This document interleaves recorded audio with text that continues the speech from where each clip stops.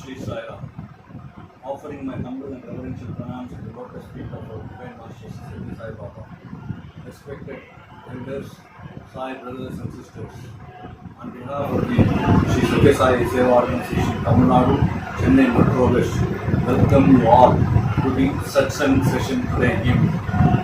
The Satsangh session today evening is going to be presented by Shri Gopi Krishna Pidatala.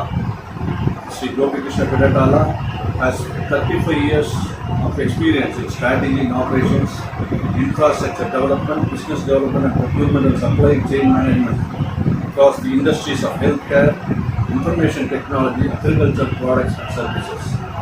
He has worked abroad on short-term assignments in USA. In India, he has been part of operations for the National Dairy Development Board. Currently, he is the Group CEO of Vista Healthcare, Chief Strategy Officer for Maxwell EMR Research Center Private Limited. He is also the Managing Director of Denuo Source India Private Limited and Director Nectar Omni Channel Media Solutions USA. Shri Gopi Krishna Piditala's passion and interest. He is an outgoing personality who can connect very easily to all levels of an organization. He is well known in the corporate circles for his skillful teaching of business communication. He is an empaneled speaker of the Hindu business line and education and in Andhra Pradesh and Telangana for addressing MBA colleges for schools on various management topics and topics of practical interest to children. Shri Gopi Krishna Pidatala is association with our Shri Sathya Sai Seva Organization is as follows. He is a trustee of Shri Sathya Sai Grama Seva Trust. He is a national team member of the programs and projects of Shri Sathya Sai Seva Organisations India. He is a trustee of the Sai Love Foundation. He is also a trustee of the Thalasseema Support Foundation. And he is a convener of Shri Sathya Sai Vidya Vihar High School, Hyderabad. Shri Gopi Krishna Pidatala. He is one of the founding members of Hyderabad Boys, as Swami used to fondly call. He has represented India in many forums in India and abroad. Shri Gopi Krishna Pidatala is going to speak about the topic Shri Sathya Sai, our Prana Mithra. Over to Shri Gopi Krishna Pidatala for his satsang session today. Thank you.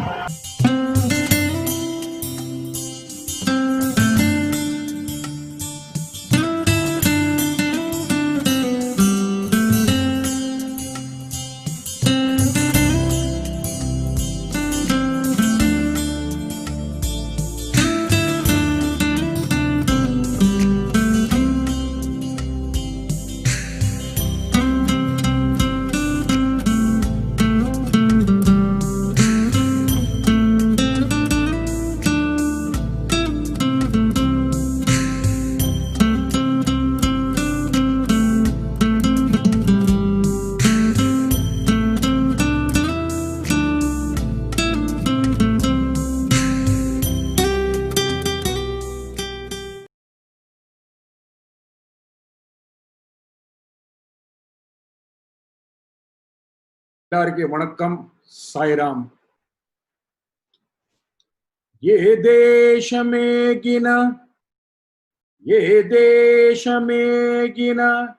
नी नाम में सुमी सत्य साई अंचु नित्य पटना ये ऊरु जूचिना नी नाम में सुनी सत्य साई अंचु नित्य जपमु ये नोट विन्ननु मी नाम में सुमी सत्य साई अंचु सत्य जपमु ఏ చోట చూచినను మీ చిత్రమే సుమీ సత్య సాయి అంచు నిత్య భజన ఏ హృదయము చూచినా ఏ హృదయము చూచిన మీ ప్రేమయే సుమీ సాయిరాం సాయిరామంచు నిత్య సేవా ఇట్టి సత్య సాయి పాద పద్మములకు అందరి తరఫున శతకోటి నమస్సుమాంజలు అందుకోవయ్యా మా ప్రణామములు. Offering my most loving salutations to all those viewers who are online right now and who are not online. Loving pranams to that divine lotus feet of Bhagwan, who is the eternal master, who leads us from darkness unto light, and who is our eternal friend for lifetimes. Sairam to all of you. Last evening, around 7:30, I had got a call from a friend of mine who is a Sai devotee from Hyderabad, by name Brother M.R.K. Prasad, throwing a bouncer at me saying that, Gopi, can you speak tomorrow in a Satsangh for West Chennai district? I said, why suddenly? He says, there's a request that's come from a sister from Delhi who is a Vidyavahini volunteer, and she was requesting whether I could make it for the session today. Well, I started wondering, Hyderabad, Delhi, Chennai, what is the connection? The golden triangle. Then I remembered immediately that whenever you get an opportunity to speak about the grandeur of Swami and to speak about the glory of Swami, you should never back out. And I immediately said yes. And today I am in front of you to share some of the thoughts that Bhagwan has shared with us over the 4 decades of association of my family, and some wonderful incidents which throws light that how Bhagwan is our dearest and eternal friend and the Prana Mithra, the title of which my talk is today. If you recollect the past, Bhagwan's descent onto this Mother Earth was purely out of his love and divine grace. He had descended on this Mother Earth out of his love and mercy to be with us. And the basic objective is Bhaktodharana, Bhakta Samrakshana. Where the Veda Poshana is all secondary as such, but Swami's core aim and objective is Bhaktodharana.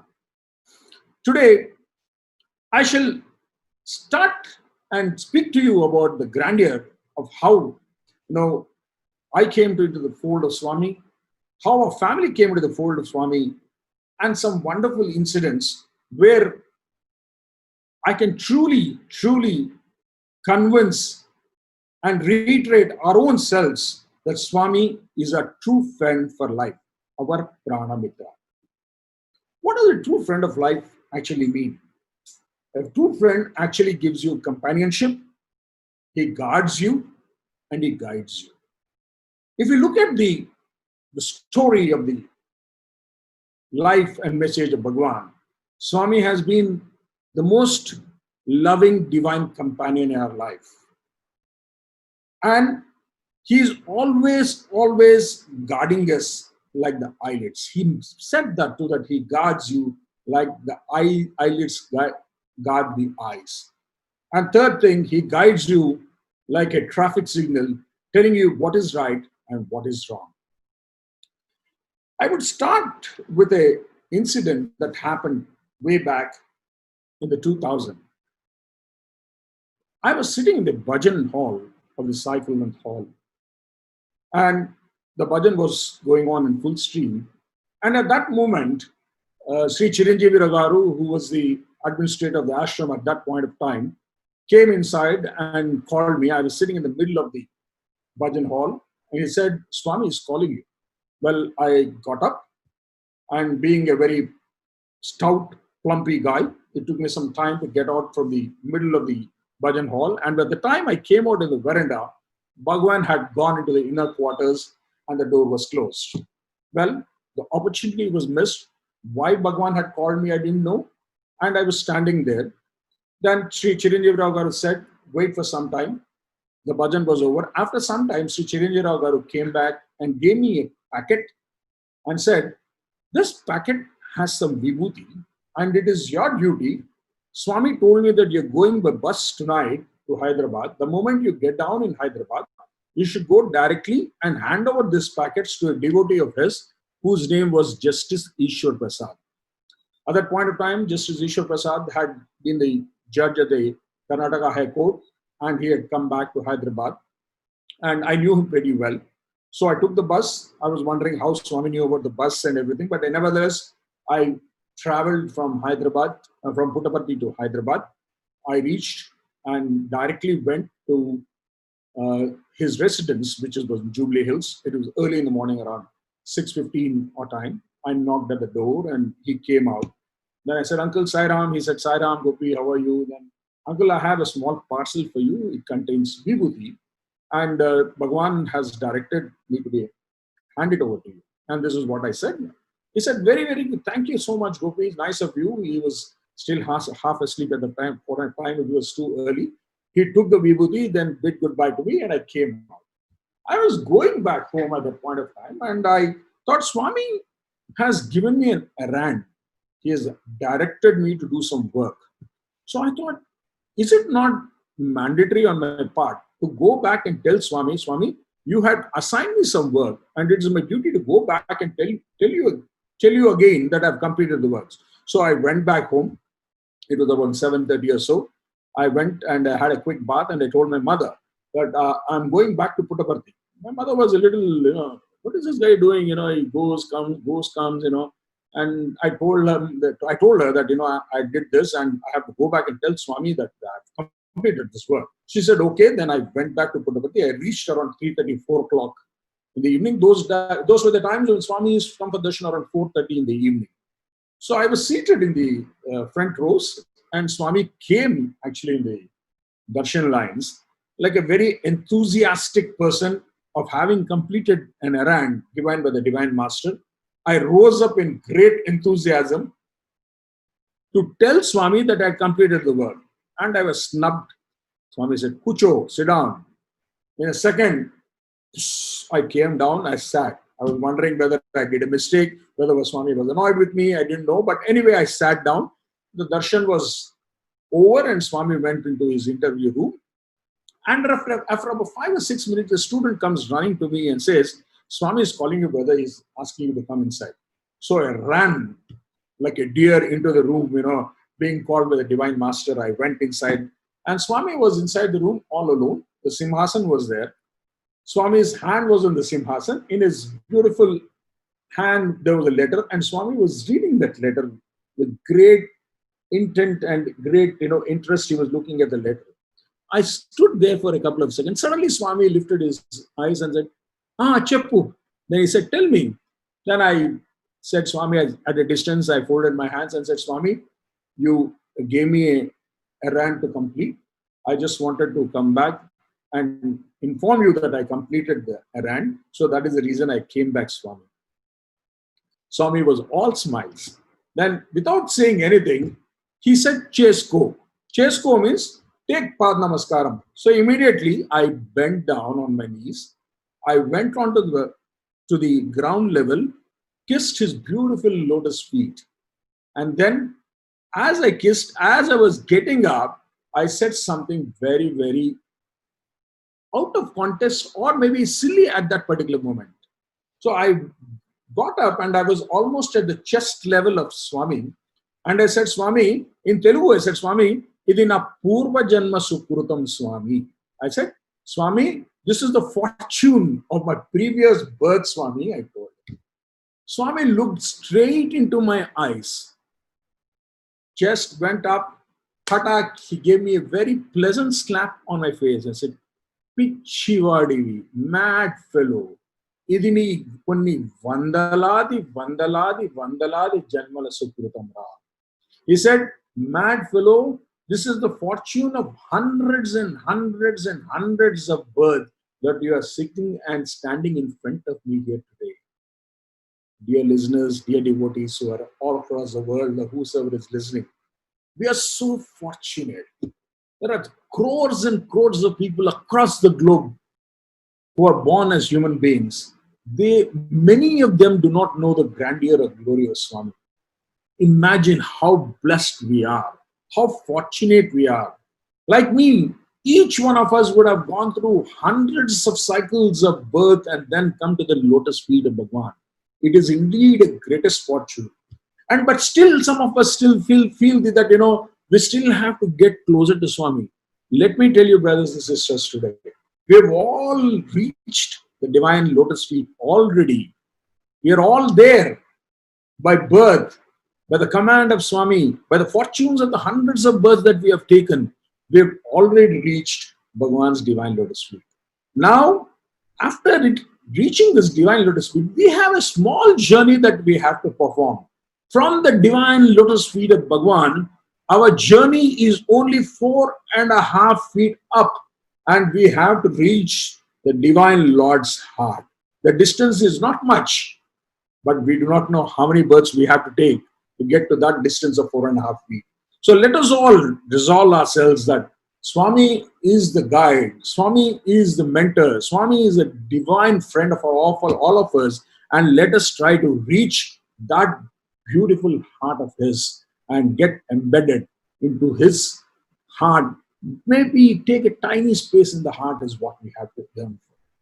Having said that, I will quickly narrate to you at how our family actually got into the fold of Bhagwan Sri Sathya Sai Bhajans. My father, Mr. Sitapati, who was an IAS officer who also served the government of Andhra Pradesh, after his superannuation, he also served as the public relations officer in Prashanthi Nilayam, handling senior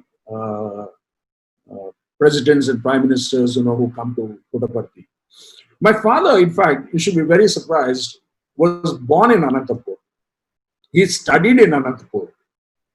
After studies, he taught in Anantapur as a lecturer till the year 1957. Until that time, or at that time, he got into the civil services and became an IAS officer in the Andhra Pradesh cadre. He never knew about Bhagwan Sri Sathya Sai Bhajans. What a pathetic state. Imagine having been born in a place where the Lord lives, he did not know about the Lord at all.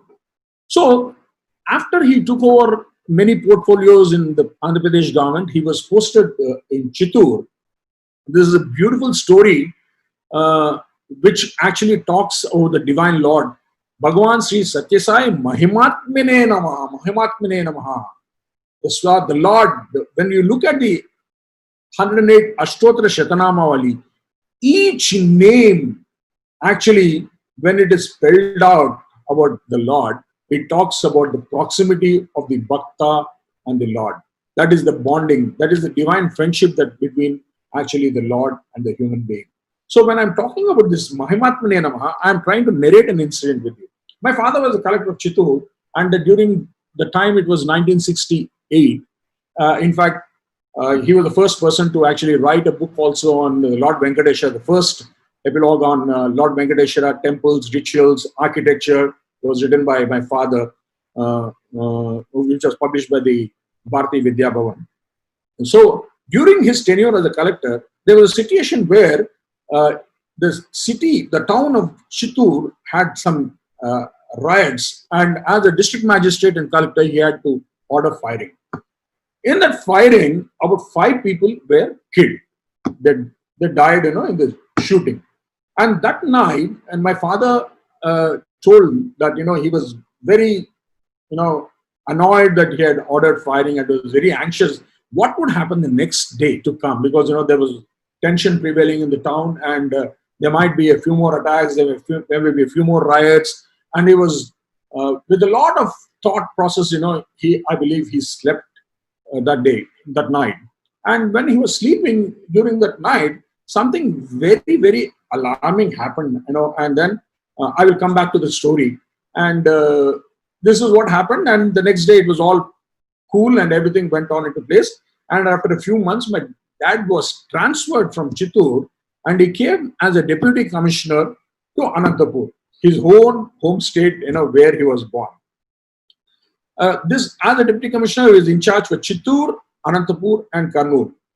And during the time when he joined, and people knew that he was a very spiritual person, and they said that they went to him and said, "Sir, there is a young yogi here, who's called Bhagwan Sri Sathya Sai Baba. He's actually, they say that he's a reincarnate of Shri Sai Baba.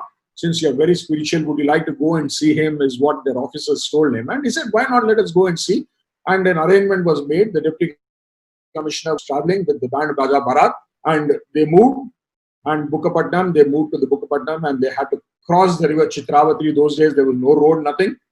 And they crossed. And when my father reached the Chitravati Nadi, on the other side of the bank, Swami was there at the bank, waiting to receive him. It was quite, a different kind of a thing, Swami was there. And the moment my father saw Swami, Swami came to him and said, "Sitaram." My father's name is Sitapati, but Swami called him as Sitaram. "Sitaram, no alsipoyinavu ippudu, elli vishranti disko, sayanthram maatladtam. You are very tired by your journey right now. You should go and rest for some time, and I will talk to you in the evening." And that was the conversation that ended. So in the evening, actually, the conversation started between Swami and my father, and it was almost a 3 hours conversation which went on different topics. And my father was addressing Swami all the time, I believe, as sir, not as even Swami or anything, because the relationship was not there, and my father didn't know about the grandeur of Bhagwan at that point of time. So during the conversation, my father said, "Sir, I want to ask you 3 questions. Would you mind if you can answer them?" And Swami said, "Go ahead and ask." Then my father said, "You are supposed to be a reincarnate of Shri Sai Baba, they say, and you are proclaiming yourself that you are a reincarnate of Shri Sai Baba. In your earlier birth, the clothes that you adorned were actually tattered, white in color, tone and everything. But when I see you in this particular form, we see you in silken clothes. How is it that a sadhu or a sannyasi or whatever you call yourself, why is it that you're wearing silk clothes, whereas in your previous avatar, you wore only white cotton tone clothes?" And my father was expecting an answer, I believe, at the time. But it so happened that Swami smiled and said, "Sitaram, nee rendo prashna enti?" He said, "Sitaram, what is the next question? What is the second question?" "Okay, sir, having said this, I also just find it very amusing, you're wearing silken clothes, and all sadhus and sannyagis and yogis are supposed to dematerialize themselves. Materialization does not come into the picture at all. And I see that you wear 2 gold buttons on your gown, which is very surprising. A sadhu sannyasi, how is it that you are attracted toward materialist things, that to gold, which is an yellow element?" And Swami smiled and then said, "What is the third question?" And my father said, "Well, sir,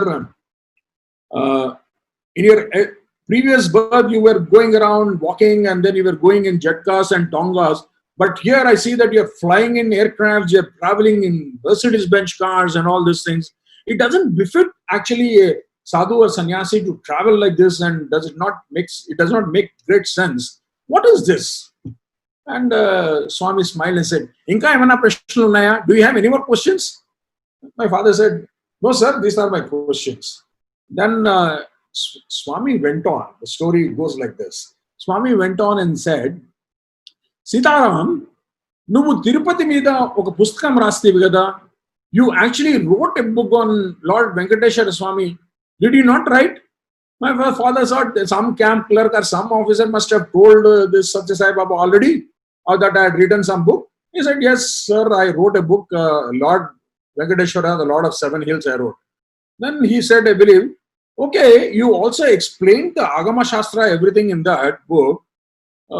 Can you tell me what kind of clothes does Lord Venkateshwara adorn?" This was the question, the counter question that Bhagwan had put to my father. My father, being very enthusiastic about the question, he described the clothing that Lord Venkateshwara wears, and he said, there is a particular cloth, a silken cloth, which is taken up. It is actually woven by a particular segment of the people, and the silk cloth that is adorned, that is only used for adorning Lord Venkateshwara, nothing beyond that. Pattu cheneta pattu. It's called a Cheneta Pattu Vastram. And that is what Swami said. And then Swami smiled and said, okay, now can you tell me, Sitaram, your Lord Venkateshwara, what kind of jewelry and what kind of jewels does he wear? What kind of jewels does he adorn the statue there, which is there? And then my father cited Lagama Shastra and said, Vajravaiduryala, the crown is made up of diamonds, rubies, emeralds, so beautiful, so grandeur, he explained everything. Then Swami smiled. And then he said, now when you take Lord Venkateshwara outside, for Utsavam, when the Utsavam is done, Tirupati has got the Brahmotsavas that are done. How is it the Lord taken outside? Then my father explained, Swami, that, sir, they're taken in a very wide, big chariot which was gifted by the King Krishna Devaraya. 1,000 people have to drag it. Only then it moves in great grandeur and everything, and the Lord moves in the chariot. Then Swami smiled and said, okay. And then he said, ఒక రాతి విగ్రహంకి అంత వైభవం ఉంటే, if a stone, God that is stone, made up of stone, has got so much of grandeur, నేను సాక్షాత్ పరబ్రహ్మ స్వరూపుడిని భూలోకానికి వచ్చినప్పుడు నాకెంత వైభవం ఉండాలి. He said, when the Lord of Lords has descended on earth, the Parabrahma Swarupa, I am the Parabrahma Swarupa, what grandeur should I have? Is what the counter question Swami had to my father. And then he went on. The story doesn't end here.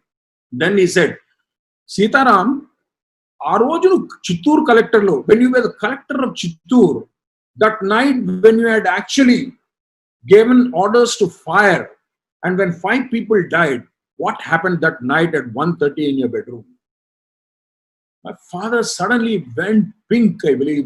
He was not understanding, because except him and his wife, that was my mother, nobody else knew this. Then Swami said, wait, I will tell you.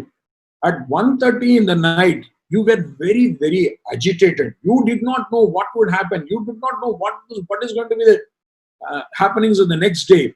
Did not Lord Venkateshwara appear in your room and give you directions to arrest 7 people that night?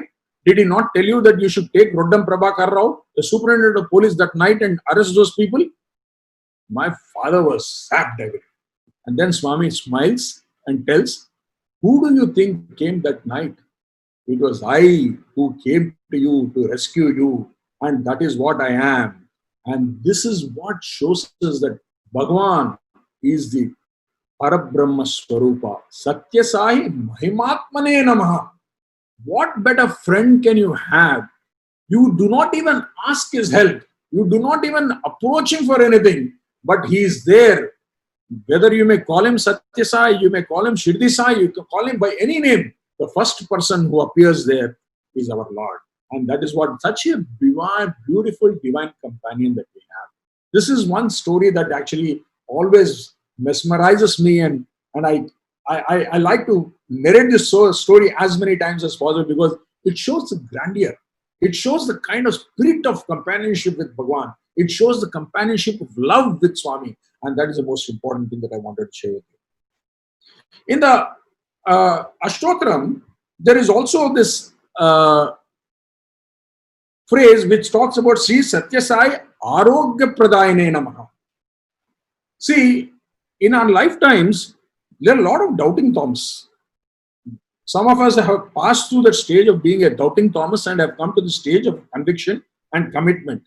We are at faith level, and we always have to move them from the faith level to the trust level. Trust in God. You should always trust in God. God knows what is good for you, what is bad for you. When your prayer to Swami is done, you should not ask him, Swami, do this for me, do that for me. You should always ask him, God, you know everything. You are the Sarvantaryami. You do what you want to do. If you want to do me good, do it. If you don't want to do bad to me, let me do it. Let it be a lesson for me. And this is the prayer that we have to go forward. I would like now to narrate on this concept of Sathya Sai Arogya Pradayane Namaha.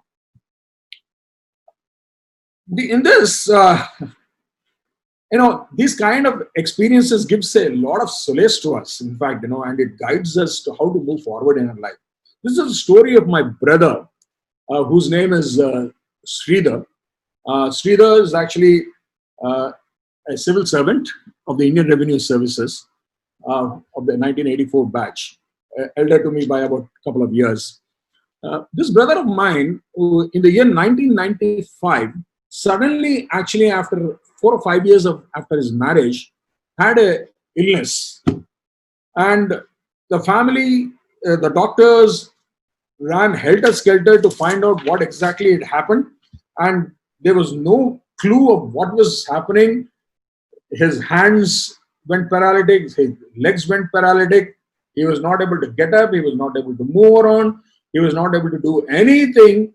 And the best of the doctors of the government had seen him and nothing happened. And there was this big dilemma in the family that what is happening. That point of time, despite his physical condition, he wanted to come to Puttaparthi, and it was the year 1996 or so.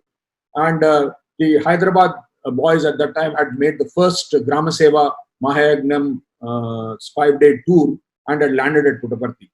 During that time, Swami had actually was very, very, very loving to us, and he gave us a lot of directions of how to move forward in life, and all things happened.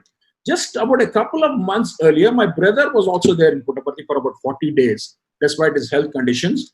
And during that time, Swami, in all his love, had materialized a vibhuti, which was yellowish in color, a medicinal kind of a vibhuti, and had given it to him and asked him to take it.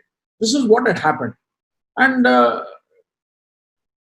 pathetically, his condition started worsening. So during that time, after the Gram Seva Mahayagnam, when Swami spoke to us and gave a public discourse also, Swami was sitting in the, Swami asked us to sit near the sheds, and we were all seated. And Swami comes to me slowly, and then slowly he comes into my, closer to me and whispers into my ear. He says, "Emaindi telsa annayaki." What happened to your brother? Do you know? He asked me. Well, we didn't know. We thought it was some neurological disease, and he was being given immunoglobulins by Dr. Gowdy, who was the director of the NIMHANS in Bangalore. Daily, weekly injections, each 1.5 lakh worth of cost, injections were being given, and the treatment was going on. Then Swami says to me in the ear, "Annayani arsenic poisoning chesaru."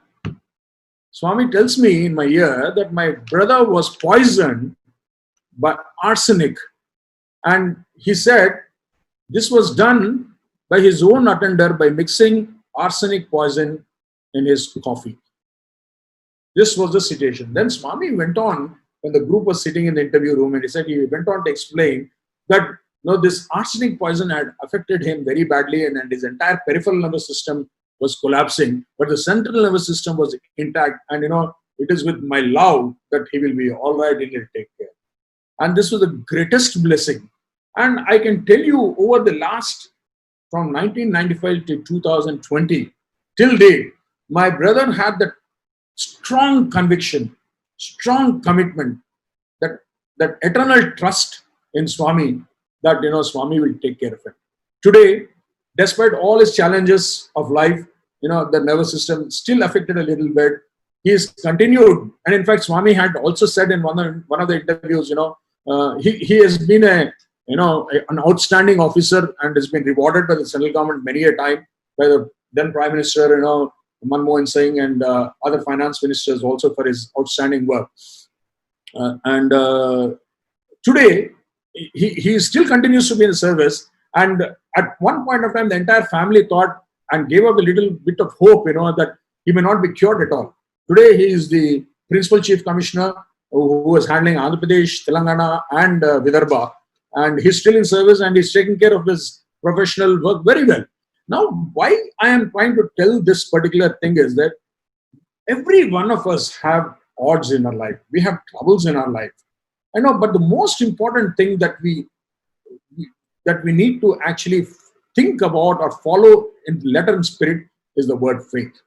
Sometimes, when troubles come and hit us, we lose that faith. We back out. We say, "Hey, Sai Baba, kya kiya hai? Munnu panille, apde irukkalam. Swami doesn't do anything for us. What is this Sai Baba?" And we start calling him names. But these are all testing times of life. With Swami, you are tested so badly, one after another, one after another, one after another. Only once you get into the ultimate test period, only then the grace of the Lord will be there. And today, a strong example, a strong replica of Swami's of unstinted faith and trust in Swami is my elder brother, Shri, who is now in actually Nagpur. And I'm sure he must be listening to this. I've never spoken about this in any of the forums till now, but this is something that I wanted to share today to all of you. And in fact, Swami had asked me in one of the interviews and outside, he asked me, how is Anna doing right now? This was after Swami declared about arsenic poisoning and after the vibhuti being given, the medicine being given by him by metallizing. Then Swami, his story, Swami said, no, he will recover very fast, don't worry. Tell him not to worry, I am there. See, this is the kind, who will give you that assurance that I am there, I will take care of you? Any of our friends around beside you? Nobody in this world can assure you and say that, no, I am there, don't worry about it. It is only this Lord, this Bhagwan Sri Sathya Sai Baba, who says what he says will happen and shall happen. And that is what Bhagwan Sri Sathya Sai Baba is. And that is what I call friend, a dear friend, a Prana Mithra. Now, I would like to take you to a ride of how Swami actually protects you. I told you a good friend, he guides you, he protects you also. He guards you. This is the incident that happened to me post the Mahasanidhi of Bhagwan. This happened in the year 2014. I was traveling from India to United States of America on some official work. And as I was just about to get into the aircraft that day from Hyderabad to go to Chicago, this happened, a very good friend of mine whom I knew very, very well, like a younger brother, he called me and said, Gopi bhai, I need a small help from you. I know you're going to Chicago. I have a packet of medicine samples that I want you to actually hand it over to a friend of mine in the United States. Would you be kind enough to take it and hand it over to him? I said, how big is the packet? He said, it's a small polythene cover, not much. I asked him this question, do you have the proper documentation for this? He said, everything is there, don't worry about it. And I trusted this friend so much. I trust him even today, I trusted him. He did this in good faith, and he brought the medicines to the airport at Hyderabad, handed over to me the airport when I was getting into the airport. Well, I took the papers, I just flipped to the papers, I took everything. I had 3 boxes and I divided the samples into 3 different suitcases of mine. I boarded the flight. The customs cleared me in Hyderabad. I went, I landed in Chicago. There was another doctor friend of mine, a plastic surgeon. He checked. He wanted to go through the green channel. I asked him to go through the green channel. I said, doctor, I have some samples with me. As a good citizen of India, I need to declare this, that I'm collecting some samples. So I went to the red channel. I went to the customs officer and said, officer, I have something to declare. I filled it with this form. I have some pharmaceutical samples with me, and this is what I wanted to show. Then that lady who was there, she took the thing and she looked at the thing, and then they said, do you have the documents with this? Then she took the documents, and then she went inside, came back again, then went inside. Then she asked me to remove the samples. I showed her the samples. After 15-20 minutes of discussions between them, she came back and said, I'm sorry, these samples are not allowed. These are prohibited drugs into the United States of America. You have smuggled drugs into you're under arrest right now. This is what she said to me. I said, I tried to explain it to her, saying that, no, listen, there's some problem here. These drugs have been permitted. I have the documentation here. This is as per the FDA norms. This is what it is. And I said, then she said, who gave it to you? I said, my friend gave it to me. I said, what is the company's name of your friend? And then I didn't know the company's name. He just handed over the drugs to me. I took it. I said, it's there on the paper. Then she said, these documents are not the right documents. These are not given by the FDA department. These don't comply with the FDA regulations. Then she said, do you know at least to whom it has to go? And all that I had was the phone number, whom I have to call and give the samples at. Then I said, I didn't know. This is very smart. So you don't know where it came from. You don't know a company from which is being sent. You don't know the documentation is right. You don't know which company it has to go through. But yet you brought this. Then she said, no, you have to come in. They took me to a big room. It was a big steel interrogation room. There were 10 people sitting there. They took my phone. They didn't allow me to talk to anybody. I told them my brother eldest brother. He is the World Bank. He heads the African mission. He heads Africa. And I need to talk to him. They said, no chance, you can't speak. I said, I want to talk to a friend of mine called Jeremy Hoffer in Denver. They said, sorry, we cannot do. You'll have to wait. Our officer will come. A captain will come. Only then we will see what is to be done. And they were so bloody harsh with me. I'm telling you, I'm using this wrong word right now, but they were very, very, very harsh with me. And they, in fact, it was like a mental torture. And then at that point of time, I started crying in my life. And then suddenly it dawned to me. Then I said, listen, I am talking the truth. I am a member of the Sri Sathya Sai Seva Organization. I belong to the... Then I said that we don't care who you are, from where organization, which I said, I speak only the truth, not but nothing but the truth. They were not listening to me at all. Then what happened? Then I told her that, I have more samples, in that suitcase also. Then she said, okay, open that suitcase, Then I opened that. She said, oh, even these samples are not permitted, these are eye drops which are not permitted into the country. And then she said, captain will come, you have to sit down. They didn't give me water, they didn't give me anything. I was seated there. After some time, about half an hour of torture, of mental torture, there's a short young guy comes, who's in the uniform. And I saw the name written there, Mustafa. And the moment I came, I thought this guy may not help me because short stage-head guy, somehow it went into my mind, this guy will not help me at all. Then I tried to explain it to him, saying that, this is what it is, the samples are right. Then he was not ready to listen to me. I said, we'll have to arrest you, then we'll have to inform the embassy, then High Commission, then we'll have to deport you. Then this is what was happening at that point of time. Then I was praying at that point of time, I prayed to Swami, where did you land me? What is this? I don't understand. Why is it? I tried to help somebody and this is where I land. And then at that moment, I suddenly told the officer, look here, I am a member of the Sathya Sai organization. You do Sathya Sai Baba, a man with curly hair, a divine personality in the southern part of India. I was trying to explain to him. No, he said, I don't care anybody, nothing. Then I told him, no, I have some more samples, I will also try to show you his picture. Maybe you will try to understand what it is. Then you will not believe. I opened the third suitcase. And I had taken a number of Sathya Sai books, which was actually neatly packed. It was kept under the clothes at the bottom of the suitcase. And I opened this suitcase. As I opened, the suitcase opens, there is this Sathya Sai Baba's book, The Avatar of Love. The book actually on top of the suitcase, just standing at a slanting position like that. And immediately when I said, Captain, this is the gentleman and I'm talking about Bhagwan says I belong to this organization of his. I was trying to explain it to him. He was looking at me, he was looking at the photograph of Swami. He was looking at me, he was looking at the photograph of Swami. Then suddenly he said, who is this? I said, this is Sathya Sai Baba. This is Sathya Sai Baba. And then he said, did he come to Pakistan anytime? I said, how do I know whether Swami went to Pakistan? Swami can go to any place he wants. Then he said, I heard about him, in Pakistan. That's what, maybe, his ancestral roots were in Pakistan of Mustafa, I don't know what about it.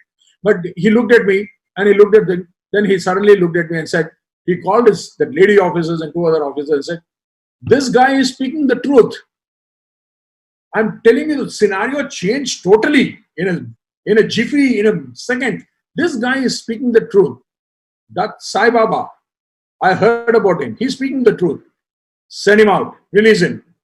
And you will not believe, the inspector sent two officers with me. My entire medicines that were with me were taken along with me. They took me to that incinerator where they destroyed the samples. The two officers went there, destroyed the samples, and my friend, they took me to I lost my connecting flight to Denver. They took me to the counter. They ensured that I had another ticket, free of cost for the next day. They got a hotel accommodation for me. They sent me off from the airport saying, don't worry, everything is taken care of. Nothing has been recorded. Now tell me, all the trauma that I went there for about 1.5 hours and 2 hours of trauma that I had gone through at that point of time. The moment I thought about my friend, the moment I thought, Swami, what is it that you brought me in? presto, he appeared there. And I'm sure that if it is not his love, his compassion, his companionship, I would have been still languishing in some court, still fighting the case, and maybe I would have spent unknown amount of money to get out of this whole thing. So the most important lesson that we have to learn is that trust in God and trust in our best friend, that is Bhagwan Sathya Sai Baba. So this is such a beautiful story, and a lot of people do think even today that Swami is not there. He's in Mahasamadhi. His physical form is not there. There is no importance to go to Puttaparthi. I am telling you, the most powerful Swami. I think Swami is much more powerful and more loving and much more loving in his Samadhi state than ever he was. We all have to go to Puttaparthi to get his blessings. Sitting in our homes, okay, Swami is there. This kind of discussion happens. Where is Swami? Is everywhere. Swami is here. Swami is there. Swami is within you. All is good, but the Lord is also there. You need to get charge. The physical charge has to happen to the body, and the physical charge happens only in Prashanthi Nilayam. Swami is only in Puttaparthi, and this is something that we all have to understand. This is what it is. Right. Now, I will also narrate to you. Such is the love of Swami, and he teaches us these lessons in life the tough way. So I learned this lesson when I had taken these medicines and I had come back, that I need to discriminate. I should ask questions. Swami says discrimination is very, very important. In all love and all and trust, which sometimes we go out of our way to help people and thinking that we are doing a great deed, we are doing a great seva. But Swami has taught me this lesson from that moment, that discriminate, where to do, when to do, is also a very important concept that we all have to learn. Now, all of us believe that Swami is the eternal master, full of love, Prema Swarupa, the avatar of love, and all these things.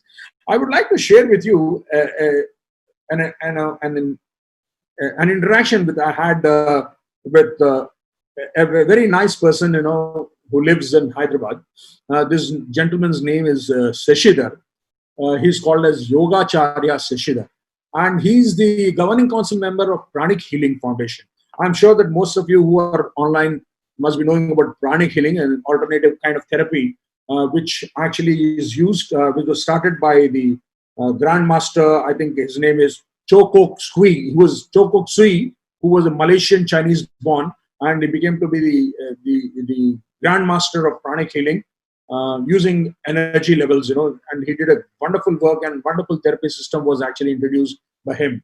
So this gentleman, Seshidhar, is also a Shishya of Sui, the Malaysian Grandmaster. And I had an interview with him, once when we were talking to him personally. We took it on record also, because this gentleman was a strong critic of Bhagwan. He was the neighbor of one Mr. I.J. Naidu IAS, who served also for a short time as secretary of the Satsangh Central Trust. He was the former chief secretary of Andhra Pradesh, and he later came to Puttaparthi, and for a short stint he was there. I.J. Naidu was a great devotee, and he was his neighbor, and he was a very, very, very strong critic. He never used to believe, he used to criticize Swami, everything.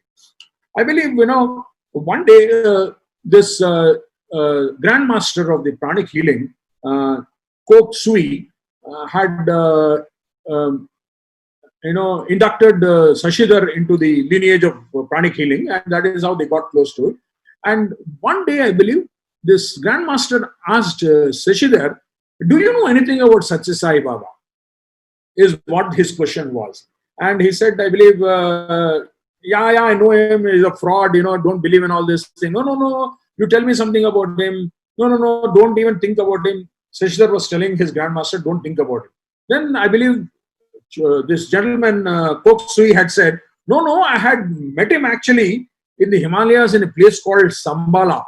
In fact, he's narrating this to me, that I had met Bhagwan Sri Sathya Sai Baba in a place called Sambala, where there is a grand meeting of all avatars, rishis, yogis, which happens once in a time. And I had a glimpse of this avatar at this point of time in the Himalayas. And this guy Seshidhar got very curious and said, what is this? Various Sambala, various Himalayas. But anyway, he left it there. And in 1994, this Grandmaster had come to India for doing some pranic healing sessions in Bangalore, in South India. And at that point of time, I believe Shashidhar was also called. And during the Bangalore retreat when they're having, suddenly this Grandmaster called Shashidhar and said, hey, do you know where Sai Baba lives? And I believe this guy said, yeah, he lives very close by. He said, I want to go and see him. And this guy tried his level best to dissuade the Grandmaster to go there. He was very insistent and he started, I believe. And when they started by road, and these people have actually, the third eye opening up for them, they are able to see the aura of people. We have heard of Frank Baransky, who can see the aura of Swami, who said, I could see the aura of pink light and everything, wavering around the Swami's body and everything. So these Grandmaster, Shashidhar, and also these people, due to their spiritual, practices, they had that ability to actually see the aura of people. He was mentioning for a good Siddhi yogi, a great Siddhi yogi who had a lot of yogic powers. I think the aura would be about 1 meter or 1.5 meter. He could see the aura of them. And that was his capability. And his Grandmaster could see a little more than what he could see, maybe over a few other meters. And I believe when they started traveling and they were about to reach Mamilakunta, suddenly all the members of the team who were traveling with this Grandmaster, they saw the pink and violet light hitting them all through, I believe. The entire peripheral, almost 12 to 13 kilometers around Puttaparthi, they were seeing a full pink light. Immediately they realized they were going to meet a supreme being of the world, actually. Then they said, this personality whom we are going to meet, Sathya Sai Baba now, has got that power. In fact, their power were only, they could see the limit of rays coming up to 12 kilometers. And it was going beyond, I believe. And they were not able to measure it because the pink and violet love concept was going over and over kilometers. And they were so happy. They entered Prashanthi Nilayam, I believe. They were given a room in South Prashanthi, and this Shashidhar was telling me, Grandmaster of Pranic Healing was put, but our accommodation office put them in some dungeon there, and then later on they brought them and the veranda was sitting. Then I believe Swami came out for darshan, and Swami walked up to this gentleman, the Grandmaster, Chokok Sui, and looked at him for about 30 seconds. The Grandmothers looked at him for another 30 seconds. Swami smiled and went off. This is all the conversation that happened with them. And Shashidhar tells me that he was trying his best of ability to get an interview using the elders in the ashram to say that he's a big man, Grandmaster of a big pranic healing foundation, maybe he should get. Then when this discussion came in, Chokok Sui called Shashidhar and said, don't even try to get an audience with Sai Baba. I have spoken to him at length in the conversation between eye to eye. I am telling you, he is the eternal master on this Mother Earth. Another 5 more avatars of his will change the entire earth full of love. This is what is going to happen. The Satya Yuga is yet to come, and when the avatar is coming back again. This is what the declaration that was done by the Grandmaster of the Pranic Healing. Imagine so many realized souls across the world. In fact, I had this audacity to ask Swami once, we were sitting in the interview room, and I said, Swami, okay, pichi prashna adutan, Swami. I said, Swami, I'll ask you a silly question. Swami said, you always ask silly questions, ask. He said, Swami, we see presidents of countries, prime ministers, politicians, researchers, scientists, everybody coming here to your lotus feet. But one segment of the people are not coming here, Swami. Why is it so? I don't understand. He said. Then Swami laughed and said, Arey Pichivada, mad fellow. If all the people, then Swami said, who are those? Then I said, Swami, the rishis and yogis, there are so many crores of them around the world. Don't they know that you are the eternal Lord? You are the Lord of the universe. Why is it that they're not coming here? Then at that point of time, Swami said, Pichivada, mad fellow. If all of them had come here, had permitted to come here, where is the place for you to sit? There is no place for you to sit. So that is the reason I give them darshan wherever they are, and this is what I do, and Swami blessed. So such grandmasters, such yogis, there are so many people. In fact, I remember I had interviewed one Indonesian Buddhist saint called Asin Jinakarta. I don't know how many of you have heard about him. He is the founder of a Buddhist sect called as Asun Suguna. He had come to Swami. This gentleman actually is the head of 189 monasteries in Indonesia. Indonesia being a Muslim country, but there's so much of Buddhism there. And he had a lot of problem. He had a quite problem in the leg, and he was not able to move. And some devotees of his had told, "Why didn't you apply a little bit of vibhuti and maybe you will be all right?" So, heeding to the advice of his devotees, he applied vibhuti, and over a period of time, he got normal. His leg became normal. So Swami, in order to thank Swami and offer his gratitude, he with his entire entourage came to Puttaparthi. And at that point of time, I was also there, and I could actually interview him personally. And then he was telling me at the time that Swami had called him inside. Swami had metallized a huge Buddha idol for him. He had given a golden triangle to him. And Swami said, "Don't worry, you did not come here frequently. You make an annual trip. But every Thursday, I will come and talk to you personally, physically in your own place." And he truly said that Asin Jinkarta was saying every Thursday Swami used to appear, I believe, in his room in Indonesia, and he used to guide him, I believe. Then he made a very fantastic statement, that day. He said, "Gopi, you do not know, thousands and thousands of people come and kiss my feet in Indonesia.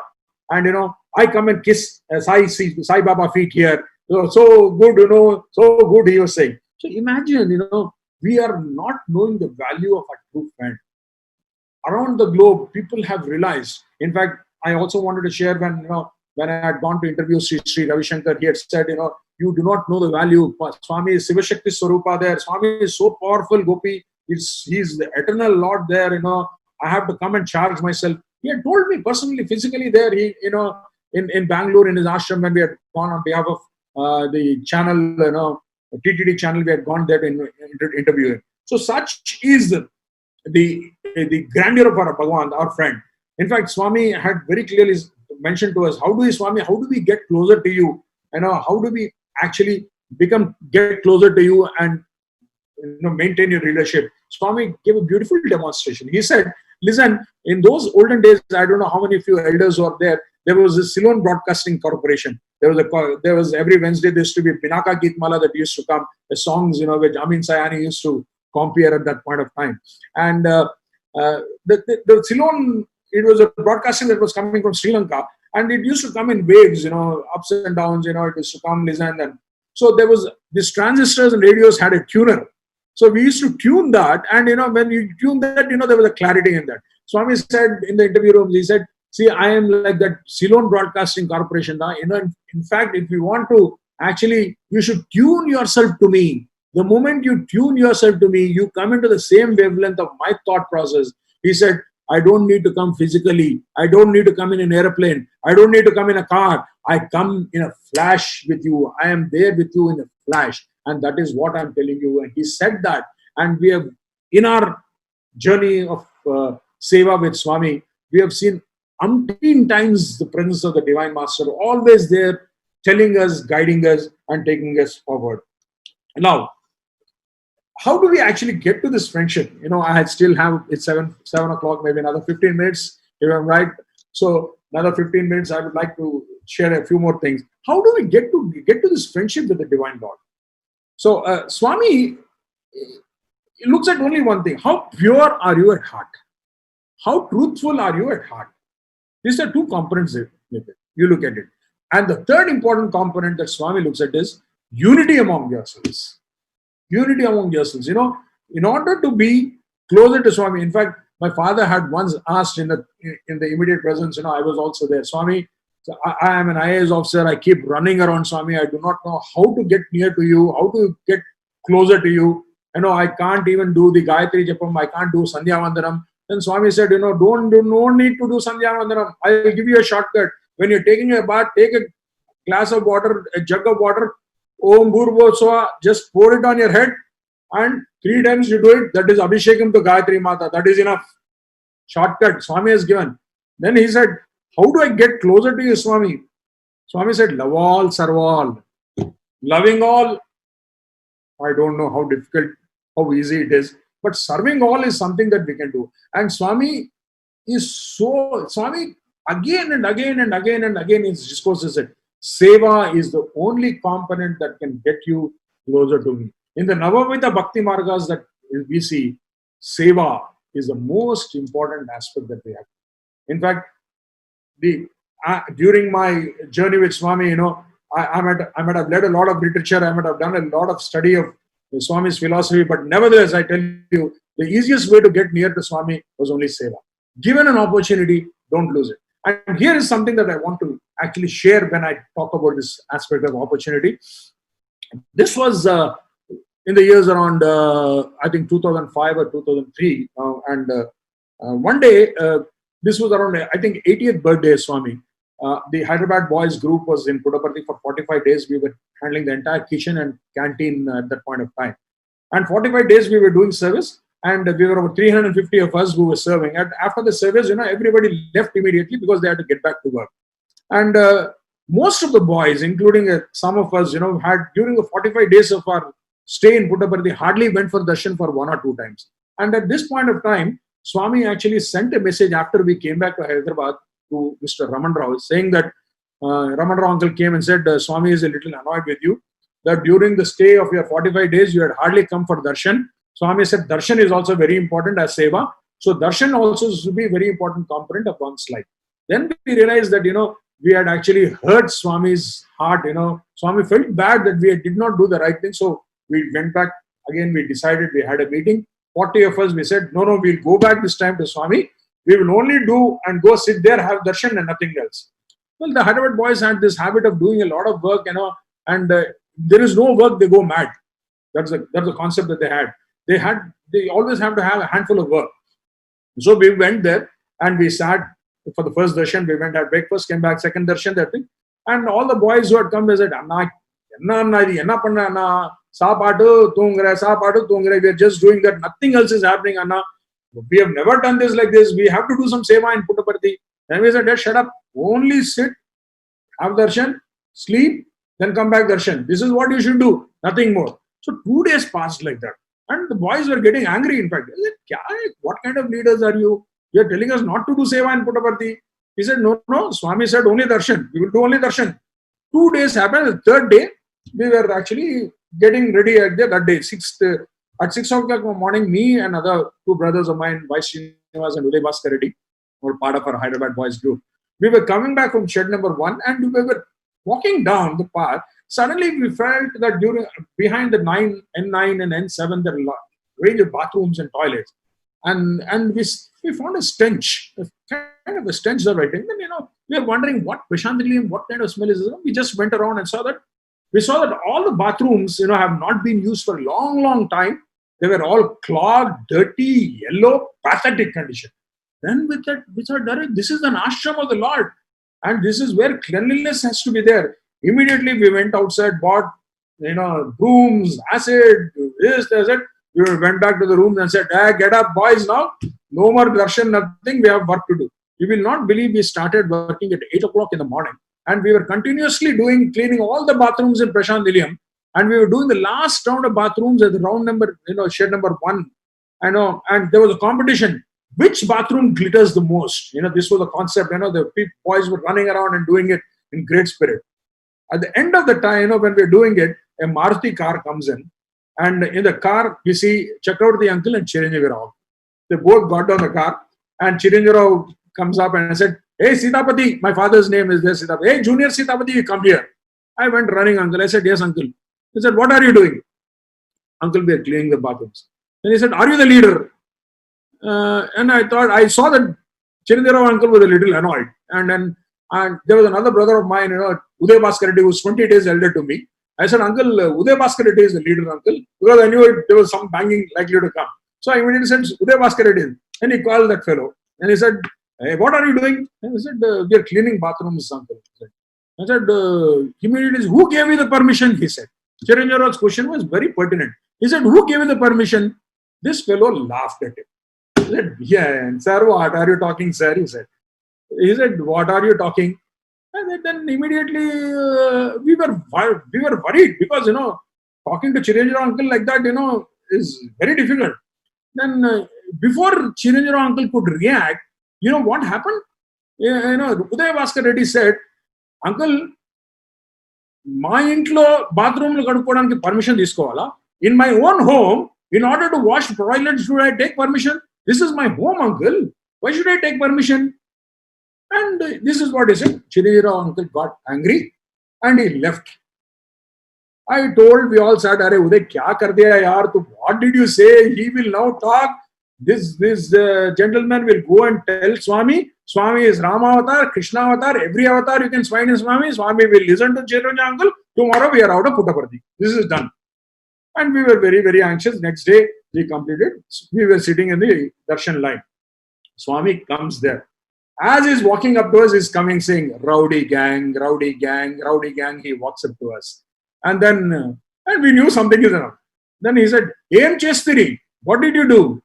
And we were just looking at Swami, not knowing what to say. Then immediately said, go inside. So all of us, we ran inside the interview room. In the interview room, he starts talking to us and then suddenly he turns and said, Aim Chestiri, yesterday, what did you guys do? Then we said, Swami, we cleaned the bathroom, Swami. And the next question was, Swami, he said, who gave you the permission? This was the question Swami posed. And all of us looked at Uday Bhaskar Reddy. We were looking, boss, you said that Chiranjiro uncle has carried you to Swami. The avatar is asking you, you better answer to him right now. And then he said the same, Swami, Swami, opportunity, permission in Swami, permission in Swami. Permission got Swami, మీరు ఒక opportunity ఇచ్చినారు Swami మాకు మేము చేసినాం Swami. He said, Swami, you did not, permission is not the important thing, Swami. You gave us an opportunity, Swami, and that is what is important, Swami. And I tell you, at that point of moment, the Lord was so happy, so blissful, so joyful with the answer. He was so blissful and he was laughing, smiling at us, with all his love. And then he continued to talk. At the end of the entire interview, Swami said, hey, I want to ask you a question. He said, Swami said, God, and he showed himself. He said, God, when he's happy with a good seva worker, what is the best reward that God gives? This was the question that Swami asked. And we answered, Swami, so many things, we answered, no. Swami said, no. Then Swami said, when an active worker is doing good seva, God, and he showed himself, the best reward that God gives is yet another opportunity to serve. Dear brothers and sisters, how much of importance Swami has given to seva. Just imagine, that next opportunity is something that we have to look. Every opportunity of seva that Bhagwan gives to us is actually another stepping stone towards Swami's heart. In fact, when we were sitting in the line and one of the brothers, who's now in UK called Sunil, had asked Swami, give us an opportunity to do seva, Swami. He folded hands and said, Swami, give us an opportunity to do seva. Swami said, what are you doing now? Swami, you give us more opportunities to do seva, Swami, he said. Then Swami made a statement that day. Swami said, seva chestu pondi, chestu pondi, chestu pondi. Continue to do seva, continue to do seva, continue to do seva. Ee Sai, me seva chestu potadu, chestu potadu, chestu potadu. He said, this Sai will continue to do, serve you, serve you, serve you. And this is the eternal truth. This is what a very good friend will always do. And we are so happy, so lucky that we are all born when we were contemporaries of the avatar. And Swami has given us this opportunity of also being close to him. In fact, Swami has given so many kind of experiences and so much of support in my life, all through my life, at every point of time, every decision of my life, right from the time of my marriage to my jobs. He used to ask me, where are you working? Why do you change? You want a job? This job is not good for you. You change your job. You do this. Every point of time, like a good friend, he used to advise. And this is the kind of advice that we have to look at Swami. I still have another 5 minutes. How much, Satya? Yeah, Bhaiya, you can. Yeah. I can still continue? Yeah, please. Please, sir, please say about that escort experience, Bhaiya. So, right. So, Swami lovingly used to call me by many names. He used to call me double size. I was 120 kilos at one point of time, and Swami used to also lovingly call me Pakoda. He used to call me Bonda. He used to also call me as Gadodgaja. So, these are some loving names, which when I fall back and think about it, the Lord had so much of love for all of us, and He still continues to have that love to us. So, our objective in life is to maintain that companionship, the divine companionship. He is the Prana Mithra for us. And I will narrate a beautiful incident and then end this session today. This happened in 1993 when Swami was actually visiting Hyderabad. That was the last visit of Bhagwan to Hyderabad. He had come there to actually invite the Sathya Sai Nigamagamam. This is a beautiful auditorium that was constructed in the center of the city of Hyderabad. The Central Trust had taken up the step of actually constructing this. It was almost about 5 crores of beautiful, wonderful architecture building. And Swami was coming to Hyderabad, and the inauguration was to be done by the late Prime Minister Shri P.V. Narasimha Rao. The Prime Minister was Mr. P.V. Narasimha Rao. At that point of time, that was the first time that, we had this wild idea. Hyderabad boys were known for their innovation and, eccentric way of doing things, sometimes. Some people liked it, some people didn't like it. That's a different story. But we went up to Dora Uncle Hedge Dora Garu, who is the State Trust Convener of AP and TS right now, was the Commissioner of Police of Hyderabad at that time. And we went and told him, Uncle, we have a small idea, Uncle.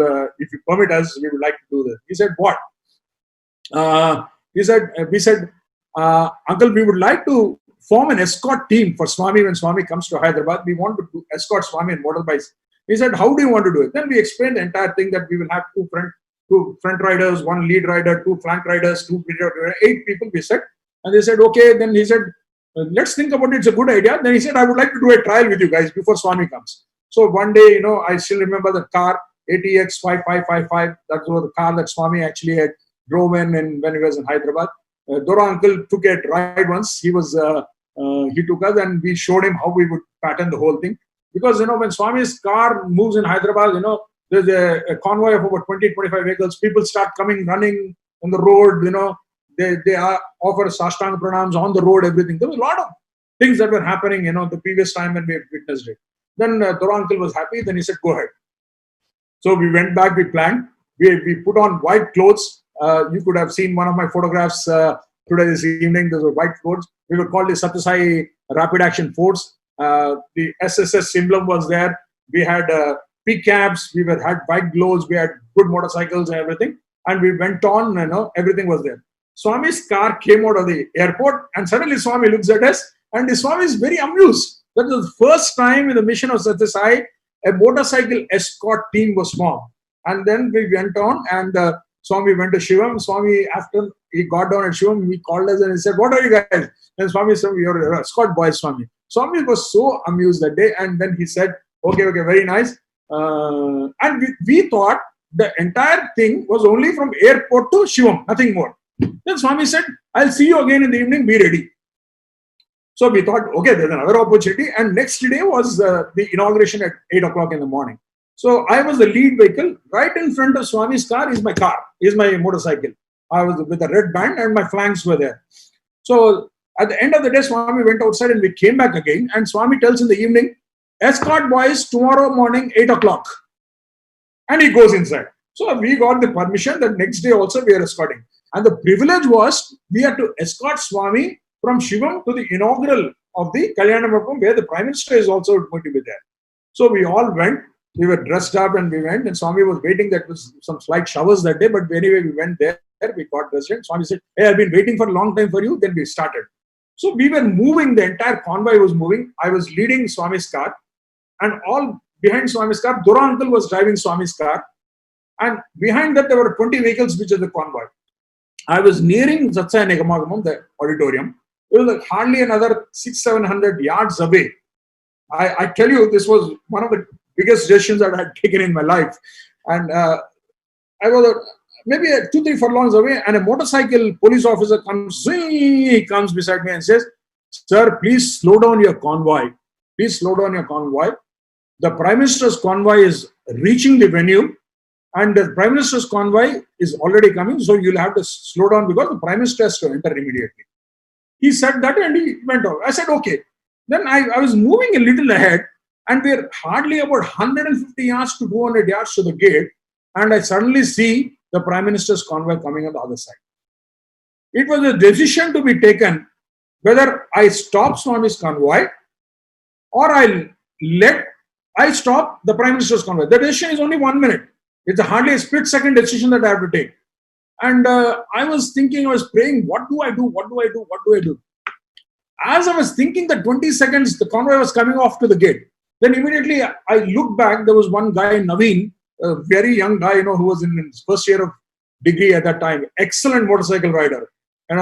I just signaled him, he came to me. He came beside me. And immediately I said, Naveen, jaake Prime Minister's convoy stop kar le. Go stop the Prime Minister's convoy. He zipped through. He just ahead of the gate, he parked his vehicle across. Then he put his hand like this and he said, this car will enter, this convoy will enter. And zoom, we went inside. And after we went, the Prime Minister's convoy also came. And Swami got down. And Swami started walking up the steps. Chakravarti uncle, Prasad Rao uncle, my father was there, Natarajan uncle was there, all the big teams, Tora uncle was there. They all started moving and we were with the motorcycles there. As we started moving, there was a horde of policemen who had actually come and he said, sir, what have you done? You have stopped the Prime Minister's convoy.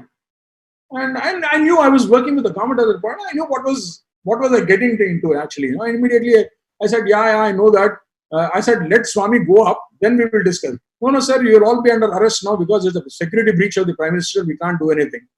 So immediately, anyway, I said, please wait. The officer was kind enough. Romal uncle was also there. So Romal was also a big support for us because he was a passport officer at the point of time. But poor gentleman, he can't also do anything. So Swami was walking up the stairs and there was only one more step and Swami is gone inside. That is Bandh Darwaza for us. And we were just putting, our hands and we were looking at Swami. The Lord has to do something now. And the last step that Swami has to take, Swami takes that step, looks back at us and calls us, come up. Imagine the ecstasy that we had. The commissioner of police there, everybody was there. Swami stopped there and called, who will stop us now? So everybody, we ran inside into the auditorium. Then Swami called Chakravarti uncle, Dora uncle and said, let the boys, where will you seat these boys, my escort boys? There was no place at all. There's an 1800 capacity auditorium, it is full. Then Swami said, my boys have come, Chakravarti, put them somewhere. Immediately some VVIPs were made to get up. We were given very good places. Swami sent ice creams, cool drinks for us, everything. In the auditorium, they were not allowed. Everything was sent and everything happened and the program went through, everything, inauguration was done. And the stage, you get down and you walk into the lobby. And that is where Prime Minister and Swami have to come out and walk. So as the program was done, we all lined up there at the stage and very perfect attention. And Swami and Prime Minister are there walking towards us. Then immediately as they came, we gave a salute to them, Swami and because we were donned in uniform. It was befitting that the Lord of the Universe is there and the Prime Minister of the country was also there. So immediately we gave a salute. And then Swami looked at us and smiled. And he came close to us. And then he looked at Narasimha and said, Narasimha, Narasimha, do you know who these boys are? He is asking the Prime Minister. Then Narasimha Rao came closer and Swami, he was saying, Swami, then Swami, Narasimha, now escort boys. These are my escort boys. Swami was introducing us and then introduced me. Then I introduced the entire team and this was what happened. And immediately in the next second, what Swami did? Swami looked at Narasimha. Narasimha, వీడు ఒక పెద్ద పొరపాటు చేసినారు తెలుసా? He tells the Prime Minister, Swami is telling the Prime Minister that we made a mistake. And Narasimha Rao was zapped. He didn't know what the mistake is. The Prime Minister was sitting in a convoy, he will not know what is happening. So, Swami, Swami, he tells me that, what did you do? Tell him. Then I said, sir, sorry, sir. When you were entering, we stopped your convoy and we had taken Swami's convoy inside and we had stopped the Prime Minister's convoy. Swami looks at me. Why did you do like that? The Swami is saying, he is adding fuel to fire there.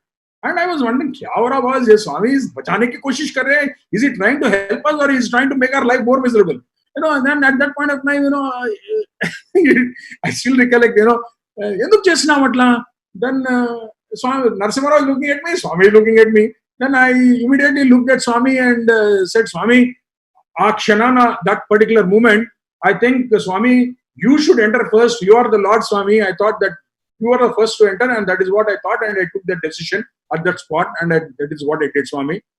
I don't think, what I did was, I don't know if it is right or wrong, but that was what my thought was, I told Swami. Immediately when I said this, Are, Swami said, Are, and as soon as Are was done, the next moment Narasimha chips in and said, Swami, well, correct chesnar, Swami, they did the right thing, Swami. The Prime Minister is telling Swami, they did the right thing, Swami. Swami, Bhagavantur tarvate kada Swami, nenu Prime Minister ni. It is only the Lord before Swami. The God comes first, only man comes next. What mistake have they done, Swami? And Swami said that. And even Narasimha said that. That was a serious. And at that point of time, immediately Swami just turns his face a little bit towards Narasimha. But if police case chestunar kada. He is telling the Prime Minister that there is a police case that they are filing against these fellows. So immediately, Narasimha looked this way, that way. The National Security Guard commander was there. He beckoned him. He called him like this. And then he came running. He saluted the Prime Minister. And the Prime Minister said, no case against these boys. Prime Minister's orders. Attack done. No case against these boys. Prime Minister's orders. And we were so relieved. And that is where the conversation ended and started. Swami and Narasimha started walking. Swami took a few steps ahead and then turned back and smiled and said, So the divine drama, who can save you from such a situation, except your friend? And what better friend can we have in our life?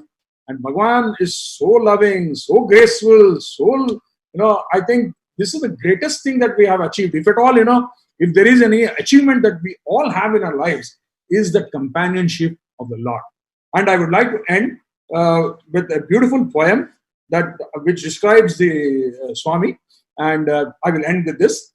This is in Telugu. I would not like to translate this because most of the people will understand this, and I would like to end this. Sorry. The poem goes like this. Pala bugalavadu, chekkili machagalavaadu, పాలకడలంతను దురుగలవాడు పన్నగసయనుడు ఉంగరాల జుట్టు గలవాడు లొంగదీయగరానివాడు కోటేరు ముక్కు గలవాడు కోరికలను జయించువాడు పగడాల పెదవుల గలవాడు పంచమ శృతి కలవాడు ధరణి తల్లి విన్నపము మీద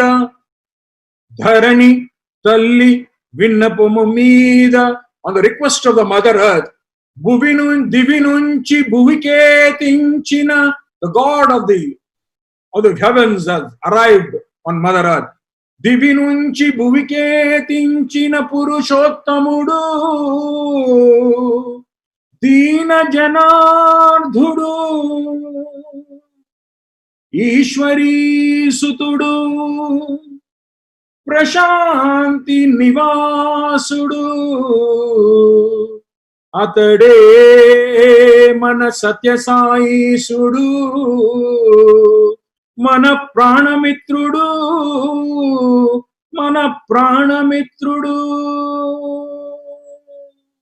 The Lord who has descended on this Mother Earth on the request of the Mother Earth to bestow His grace on all of us is our eternal companion. The one who resides in Prashanthi Nilayam is our only true friend. He is our Prana Mithra. Dear brothers and sisters, I thank the Sathya Sai Organization of West Chennai District and all the listeners who bore this 1.5 hours of Satsangh with me today. And I thank Swami and all the members of the Sai Organization, my family, all those who have traveled with me in this journey with Bhagwan for being with me, and especially to my parents and my in-laws who have guided me and led me to this path of Sai. Jai Sairam. Thank you very much. Samasta loka sukhino bhavantu. Jai Sairam. Sairam brother, so we have a couple of questions. So Sriram uncle will take over. Just couple of questions. Sairam. Sairam. First of all, on behalf of the Sathya Sai Seva Organization Tamil Nadu and Chennai Metro West District, I would like to thank our beloved Bhagwan for having given this wonderful opportunity to listen to a great Satsangh by our brother Gopi Krishna Pidatala. Sairam sir, thank you. Sairam. In this period of lockdown, the Satsangh is on in this Chennai Metro West District for past 2 months. And today's session was a wonderful opportunity. And in fact, probably we apologize for having given a limited time of 1.5 hours. Probably we can go to the extent of 2 to 2.5 hours to listen, because each incident you were describing about this beloved Swami was really wonderful and breathtaking.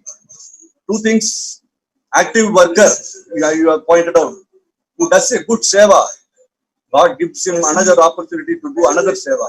Yes, really. Once you do your seva in a sincere way, then the Swami's blessings always comes through another opportunity for doing another seva. And every seva opportunity given, as you said, is a stepping stone to come closer to Swami. And you described it very beautifully. From the lotus feet till Swami, it's only about 4.5 feet or something like that. Right. So as you bend down from the lotus feet, you start doing this seva with sincere and earnest effort without expecting anything in return from our beloved Bhagwan. You reach that stage, which is the ultimate for anybody for having taken a birth and having been enrolled as a member of this organization of our beloved Bhagwan. Great boon. In fact, being a member of this organization, it's itself a wonderful blessing given by that Mother Earth for us. We have got about 5 questions, sir. Yes, Probably sir. I will line it up one by one. Sure. First thing, many of us would like to know how your father's first visit was to Puttaparthi. Your father. That is what I said, sir. When my father was a deputy commissioner of Anantapur district, yes, that is when he heard of Bhagwan through his officers that there is a young Sai Baba who is here, who's supposed to be an incarnate of Shri Sai Baba. And my father, being a very spiritual person, he thought, why not go and visit this young Swami? That is how he actually developed that interest. That first acquaintance is what, when I described to you, when he traveled, from Chitravati, another Swami received him, and the 3 questions that he asked. That was the first the acquaintance or the face-off with Bhagwan. The Divine Lord that is what has happened at that point of time. And from then on, it was never looking back. In fact, my father has been, in fact, it is only through our father that, today I'm able to sit down here and speak to all of you. It is because of the divine blessings. And second blessings is my father and mother, who actually took me very young, as a young guy, as a young boy, we went to Swami, and my entire family. In fact, I have 3 brothers, 2 elder brothers and 2 elder sisters. All of us, have been very close to Swami by his grace. And this is all attributed to my father and mother who led us to Swami. My father has in fact, Swami has contributed, the bus stand that came up, the bus depot that came up, the airport land. All this was during his stint as the IAS officer, was commissioner of service settlements, and when he was chief secretary, this is what happened at that time. In fact, the township also was signed by my father. That is how it happened. The Satsai township was signed under the signature of my father. He was the commissioner of Panchayat Raj when it was allocated. Your profile today, I have missed a lot. Swami has given you various responsibilities in Sathya Sai organization and other in your official work also. Yes, sir. How do you manage time and again this work between the organization and your professional work? In fact, this is one question that, in fact, my All India president has also asked me. He had asked me, when do you sleep, Gopi? Because in our organization, all of us, it is not only attributing to me. Most of us, we have a family, we have Sathya Sai, we have our official work. And sometimes it so happens, Swami creates that situation where you have an official work which is of top priority, but at the same time, there is also a part of Swami's work that has to be done. Sometimes what happens is family is superseded by official work is superseded by Swami. So what I do is, sir, I try to actually segment my time very clearly. I work very early hours for Swami's organization work.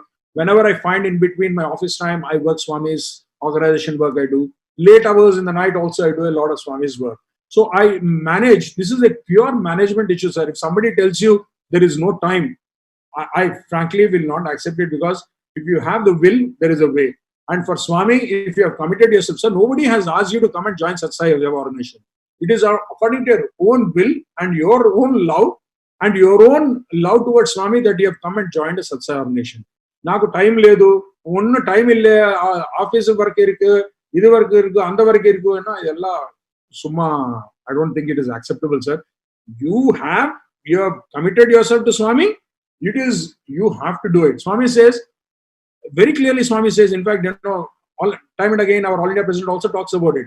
Swami always says that, if you give availability, the capability Swami will give. It is very clear. You give time and Swami will take care of you. And I will tell you, sir, all through my life, there was a time in 1 year, I had only gone to my office 112 days in a year, sir. Rest all I was in Puttaparthi. My officers, my managing director, who was also an IAS officer, I'll tell you the name also, Mrs. Preeti Sudan, who is the Health Secretary of Government of India, who is handling the entire country right now. She said, Gopi, you're doing good work, go and do it. So you try to actually, when you set an example for yourself, people will definitely relent and say that this is good work, I am not able to do. My boss used to tell me, you go. I used to go on official work and do Swami's work. That's how it works out. So Swami takes you to that course very clearly, sir. I hope I answered your question.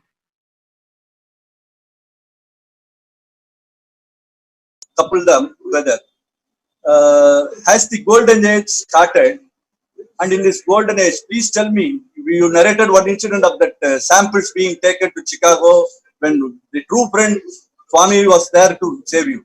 Yes. Please tell me how to forgive that friend, doctor, who gave you the parcel in the Hyderabad. Sir, let me tell you, I have not even narrated the name of my friend till now to anybody. Nobody else knows about the name except my own family members. Nobody else knows that name. Only Swami knows. Sir, he has done it in very true faith. He has not, in fact, later on also we looked at the documents. The documents were right. At that point of time, I had to pass through that karma. That is how I look at it. I had to undergo the turmoil, and I had to face, and I had to cry in my life, and I had to remember Swami, and I had to beg for Swami to come and save me, and this was to happen. That is where, after that, there was no discussion about it, nothing happened. All is forgotten, sir. Swami says, past is past, leave everything in the past and move on. And that's how life is. So if you start thinking about things that have happened to you in life, you will never go ahead at all. This is what my true thought is, Kal ho gaya, that you cannot bring it back. Something has happened in the past, you cannot bring it back. Be careful next time also. And that is the time I learned about discrimination in action. That is what it is. Teacher, the true friend is always Swami and Swami only. Yes, sir. The last question, sir. How to tune ourselves with our beloved Bhagwan? Tune ourselves with our beloved Bhagwan. Whatever is. We all recall that Swami always says that you have to find a devotee. In fact, the only devotee that Bhagwan found was Sai Gita. The more fortunate devotee is only Sai Gita till now. That's what Swami said. But we are all trying to follow Swami's principles. It is very difficult to follow all the principles of Swami, sir. Swami has given the 10 commandments. Swami has given so many directions. Every discourse of the 3,200 discourses that are there with archives and anybody, it starts with Satya and it ends with Prema. Every discourse you look at it, Swami starts with truth, ends it with Prema. Swami has reiterated again and again and again and again. All through his lifetime, he said the same thing.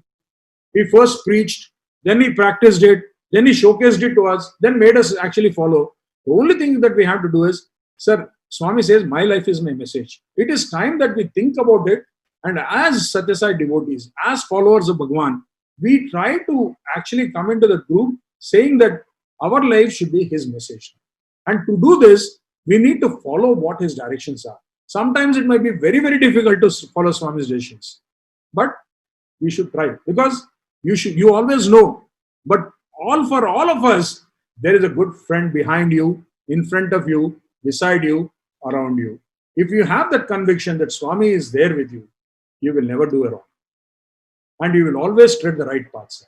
This is what my conviction is. And for all Sai devotees, this is the policy. Swami is their indweller. If you know that Swami is within you, why will you actually make a mistake, sir? We always say this, all of us, in fact, I've heard so many people saying this. We say that Swami is a part of my life, part of my life, part of my life. Everybody says this. Sir, ek bar stop there. Ange nilenge. And don't make Swami a part of your life. Make Swami your life, sir. The moment you remove that part, make Swami your life, then Swami becomes you and you become Swami. There is a merger of Swami and Swami is always there with you. Why will you make a mistake? Where is the fear? Where is there the kind of jealousy, is agony, pain? Everything is there. It's a part of life. It just goes on. But our role now is to make Swami our life. And always, there always start people saying, when Swami left, he put his hands up there, he was trying to do namaskar to everybody. I don't think that was right. So Swami, when he was leaving, he was telling, I am leaving now. At least you guys come together and continue your work. This is what he was trying to tell us. That is what my thought process is. I hope I'm sensible in my answering this question. Once again, sir, on behalf of the Sathya Sai Seva Organization, Tamil Nadu, Chennai Metro West, I would like to thank you, sir, for sparing your valuable time. And we in Chennai and in other places, those who have viewed this, we will pray to Swami to give us another opportunity, many more opportunities like this to listen to your satsang, sir. Really, it was a very beautiful session today. And we end the satsang with Om Shanti Shanti Shanti. Thank you, sir. Sairam. Om Shanti Shanti Shanti.